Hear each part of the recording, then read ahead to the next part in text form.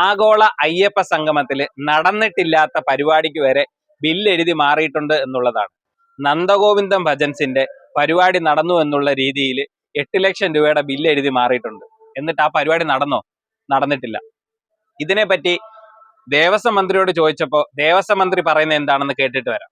ആദ്യം ഒരു ഭജന നടന്നത് ആരുടെയാണെന്ന് എനിക്കറിയില്ല. നേരത്തെ ഒരു ഭജന നടന്നു എന്നുള്ളത് ശരിയാണ്. അതാരായിരുന്നു എന്നോടൊന്ന് ചോദിച്ചാൽ ഈ പണമൊന്നും കൊടുക്കുന്ന ഞാനല്ല, ഏർപ്പാട് ചെയ്ത് ഞാനല്ലാത്തതുകൊണ്ട് എനിക്കത് പറയാൻ കഴിയുന്നില്ല. അവരായിരുന്നു എന്നുള്ളത് അന്വേഷിക്കാം. അവർക്ക് ആയിരുന്നു. ഏതായാലും അവിടെ ഒരു ഭജന നടന്നിരുന്നു ആദ്യം. അത് കഴിഞ്ഞതിന് ശേഷമാണ് ഇത് തുടങ്ങുന്നത്, ഈ ഉദ്ഘാടന സമ്മേളനം തുടങ്ങുന്നത്. ദേവസ്വം ബോർഡ് മന്ത്രി പറഞ്ഞത് കേട്ട് കാണുമല്ലോ. ദേവസ്വം മന്ത്രിയാണ് പറയുന്നത്. എനിക്കതിനെ പറ്റിയൊന്നും അറിയത്തില്ല, ഞാനല്ല പരിപാടി ബുക്ക് ചെയ്തത്. അവിടെ ഒരു ഭജന നടന്നിട്ടുണ്ടായിരുന്നു, അതിന് കഴിഞ്ഞിട്ടാണ് ഞാൻ എത്തിയത്. അത് ഏത് ഭജനയാണെന്ന് അന്വേഷിച്ചിട്ട് പറയാം.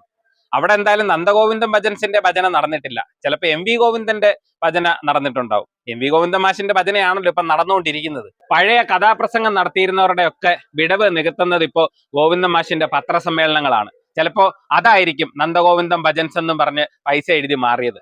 ഇത് മാത്രമല്ല, അടിമുടി കണക്കിലെ ക്രമക്കേടുകളാണ്. 150 മെത്ത വാങ്ങിച്ച് ഓഡിറ്റ് ചെയ്തപ്പോൾ 50 മെത്തേ ഉള്ളൂ, ബാക്കി എവിടെ പോയെന്ന് അറിയത്തില്ല. ഇങ്ങനെയാണ് പല കാര്യങ്ങൾ. അപ്പൊ എനിക്ക് ജനങ്ങളോട്, എന്നെ കേൾക്കുന്ന സാധാരണ ജനങ്ങളോട് ചോദിക്കാനുള്ളത്, ഇത്രയും മീഡിയയും ഇത്രയും ഓഡിറ്റിങ്ങും ഇത്രയും കാര്യങ്ങളൊക്കെ ഉള്ള ഈ കാലത്ത് മനുഷ്യരുടെ മുമ്പിൽ നിന്ന്, ജനങ്ങളുടെ മുമ്പിൽ നിന്നും ഇങ്ങനെ വെട്ടിപ്പ് നടത്തുന്നവർ, ഇതൊന്നും ഇല്ലാതിരുന്ന ഒരു കാലത്ത്, ഈ മീഡിയ ഒക്കെ ഇപ്പോഴാണല്ലോ വന്നേ, 24x7 എല്ലാ ദിവസമുള്ള എല്ലാ മണിക്കൂറുകളുള്ള ചാനലും സോഷ്യൽ മീഡിയ ഒക്കെ ഇപ്പോഴാണല്ലോ ഇത്രയും വളർന്നേ. ഇതൊന്നും ഇല്ലാത്ത കാലത്ത് എന്തൊക്കെ കാണിച്ചിട്ടുണ്ടാവും എന്നുള്ളത് ചിന്തിക്കുക. ഒരു പാർട്ടിയുടെ കാര്യമല്ല പറയുന്നത്.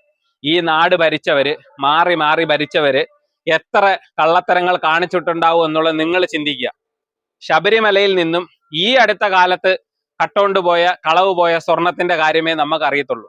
അപ്പോൾ ഇതൊന്നും ഇല്ലാതിരുന്ന, മതിയായ സുരക്ഷ ഇല്ലാതിരുന്ന, CCTV ഇല്ലാതിരുന്ന കാലത്തൊക്കെ എന്തൊക്കെ നടന്നിട്ടുണ്ടാവും എന്നുള്ളത് ഓർത്തു നോക്കിയാൽ തന്നെ തല കറങ്ങും. അപ്പൊ എന്തായാലും ദേവസ്വം ബോർഡ് മന്ത്രി ഒന്ന് അന്വേഷിക്കുക, നന്ദഗോവിന്ദം ഭജൻസ് ആണോ അവിടെ നടന്നത്, ആ 8 ലക്ഷം രൂപ എഴുതി മാറിയത് എങ്ങനെയാണെന്നൊക്കെ ഒന്ന് അന്വേഷിക്കുക. മന്ത്രിയാണ് താങ്കൾ.